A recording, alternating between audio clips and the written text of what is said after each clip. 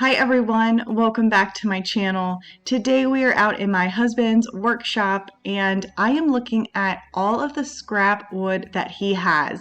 He has scrap wood in all different varieties of wood and shapes and sizes. So I was looking around to see what I could use for a couple DIY projects. So if you're interested, stick around and we're going to get started on 3 DIY projects using some scrap wood. For our first project, we're going to make a pair of lanterns. I came across a couple images on Pinterest and I was hoping that I could find some scrap wood in his pile that I could turn into lanterns, and I was lucky enough to come across these pieces.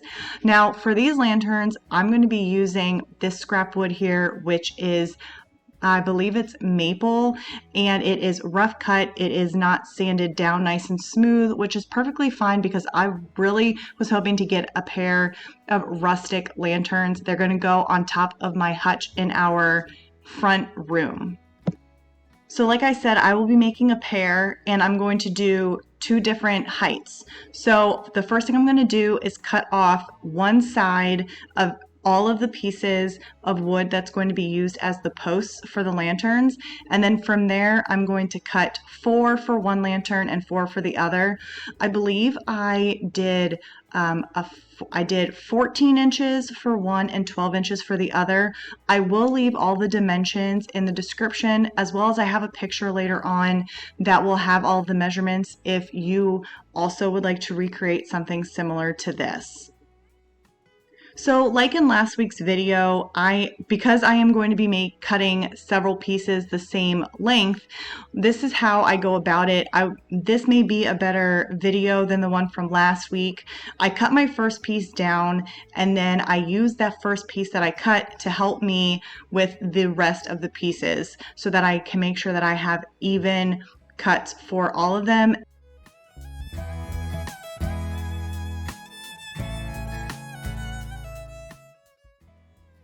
And of course, I wouldn't be working on DIY projects if I didn't have the 2 dogs right by my side. And here are the measurements for the tall lantern and the small lantern. If you are interested in recreating these, or if you just want to get an idea for the size so you can make them whatever size that you would like.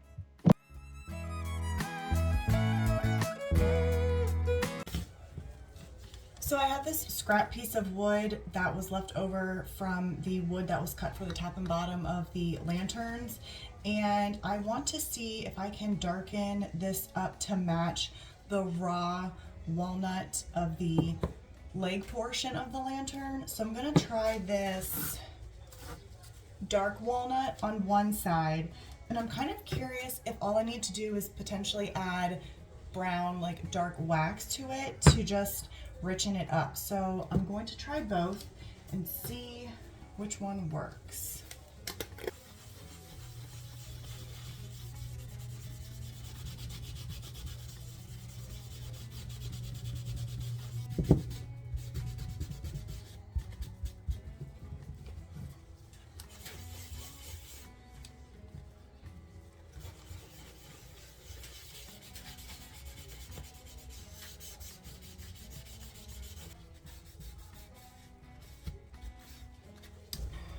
So this is the brown wax,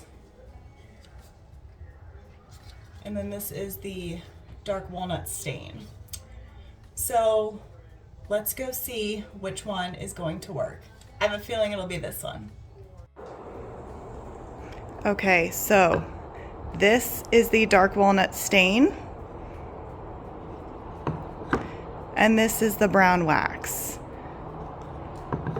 I think this is the winner.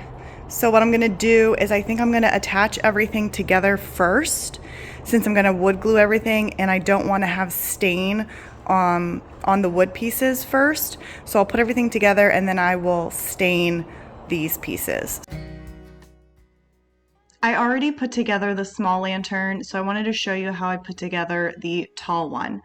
I lined up the posts or the legs on the base first, and then I added just a little bit of wood glue to the top of each leg.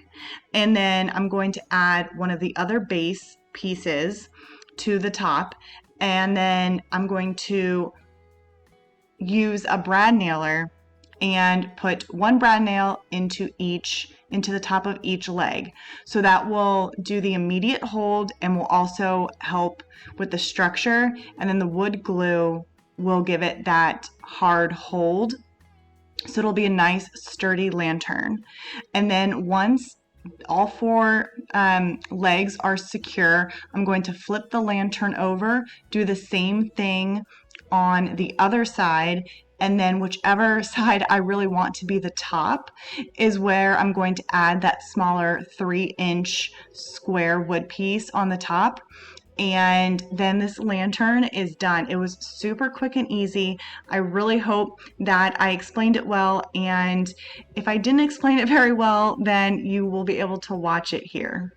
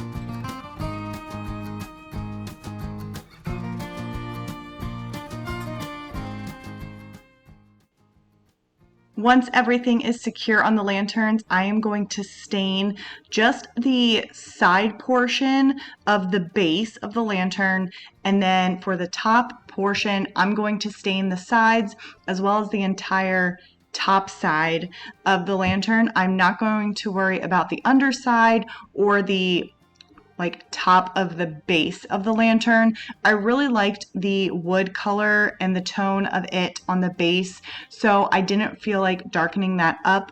I really just wanted to even out the sides of the where we cut the lumber. I really just wanted to even that out with the stain, and then the top portion of the lantern will all have that same cohesive look.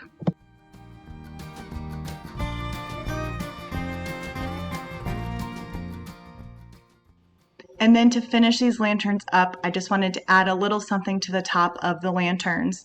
So at first I was going to add a finial, but I really liked how the rope brought a different texture and look to these lanterns. So I just grabbed this rope from the Dollar Tree. I cut it down to the size that I thought looked the best on these lanterns, and then I'm going to adhere them with some hot glue. So the only thing that I would note is, if you just place the rope on, kind of as it is, it will flop over. So once I adhered one side with hot glue, I gave the rope a couple twists so that the rope had more structure to it and it stayed upright.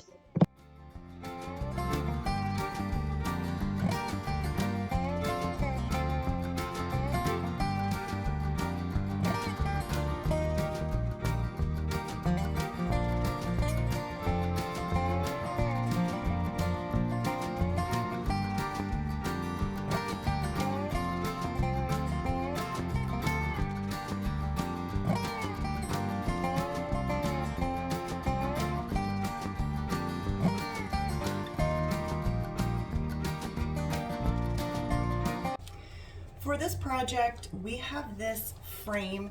This frame actually is handmade by my grandfather. This is old barnwood, and clearing out my grandparents' house, we came across a couple frames that he had made, and I was very fortunate to get a couple of them. So this is one of them. The other two that I have are much larger, but because this has a little notch in it, I had my husband cut out just a piece of 1/4-inch plywood, and it is going to fit perfectly in here.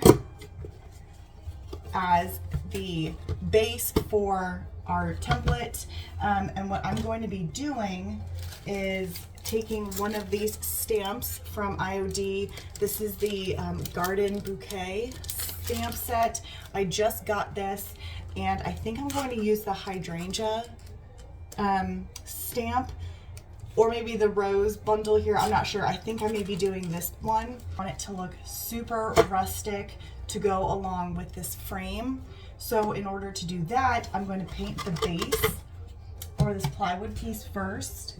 And to add a little bit more texture to the paint, I'm going to add some salt wash. So let's get started on painting this, and we will go from there. I was worried that the white chalk paint was going to be too stark against the barnwood, so I ended up adding just a little bit of sawmill gravy. It's this really nice light gray, and just a little bit of it added that darkness to the white that I was looking for, and it softened it up enough to where it complemented that barnwood really well. And then I just added just a little bit of the salt wash, not too much. I just wanted some texture to go with the rawness of the wood from the barnwood. So once I got it all mixed up, I did one coat and I let it sit until it was completely dry before I moved on to the next step.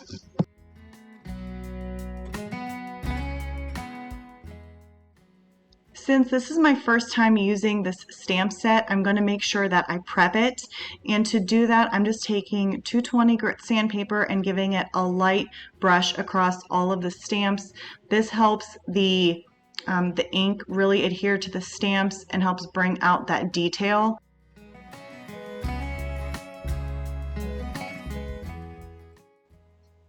To make sure that I had the stamp in the center of the frame, or at least where I wanted to position it, I did place the frame back on, and then once I had it where I wanted, I removed the frame so that I could use this thin mount to apply the stamp. Now the thin mount is really great because it has the grids, so it really helped me position the stamp where I wanted it.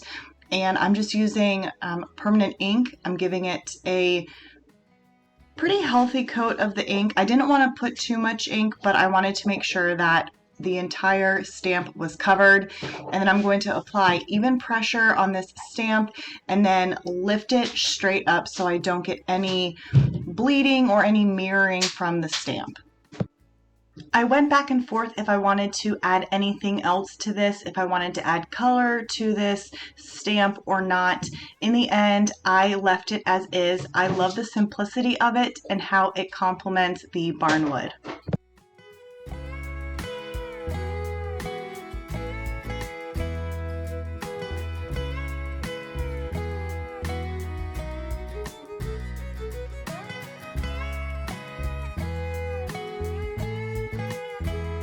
For this project, I have 2 tobacco baskets, and I grabbed these from the thrift store a little while ago, but I had an idea when I saw these. So what I am going to do, I had my husband cut down this plywood for me. It is 1/4 inch plywood. We just had some scraps laying around, but if you already have a piece cut, or even some of the craft stores will have, you know, scrap pieces of wood or just smaller pieces of wood, even the Dollar Tree. So this is, I think it's 5 by 5, and the plan is to adhere it to the center using wood glue, and then I'm going to paint and add a transfer. So before we attach this, I am going to paint this and get this piece done before, so it'll be a lot easier instead of having to try and do it inside this tobacco basket. So let's get started. To start out, I am adding this crackle medium from Dixie Belle onto the wood pieces. Now, if you don't have this crackle medium, glue works just fine, like Elmer's glue, even the Dollar Tree glue. That's like the imitation Elmer's glue, works perfectly fine. I have done that several times as well. But it's the same thing with the crackle medium. You're going to apply it and you're going to let it dry, at least mostly dry, and then you're going to apply your paint. Now, when you're applying the paint, you're supposed to not do several passes. I think I ended up doing too many passes on these two pieces because I really didn't get that much crackle, and every other time I've used the crackle medium I get like instant crackle as it starts to dry. Sorry if you can hear my dogs in the background. But like I said, I think I moved the paint around too much. That, or I didn't use enough of the crackle medium. I did a very thin coat. Maybe I needed to do a thicker coat. I did get a little bit of crackle when I started to apply the heat, so I just went with it. I let it fully dry before I moved on to adding transfers. Now, I still have this lemon transfer from IOD from a couple years ago. I only have a couple sheets left, and I don't think any of them are full sheets. I've used bits and pieces over the years. So I just have a little bit left, and I really wanted to do kind of like a tile inspired concept with these pieces and with this transfer. So I found areas of the transfer that had the image that I really liked for the entire 5 by 5 square piece. So I just cut it out and I applied the transfer.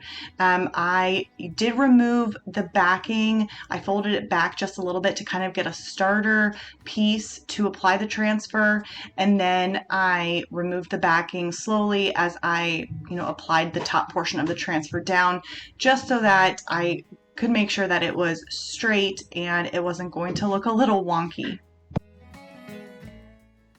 And then I will take the tool that it comes with and just apply even pressure so that I can apply the actual transfer to the item. And to seal it all in, I'm going to just use some clear wax, and then from there I will attach it with wood glue.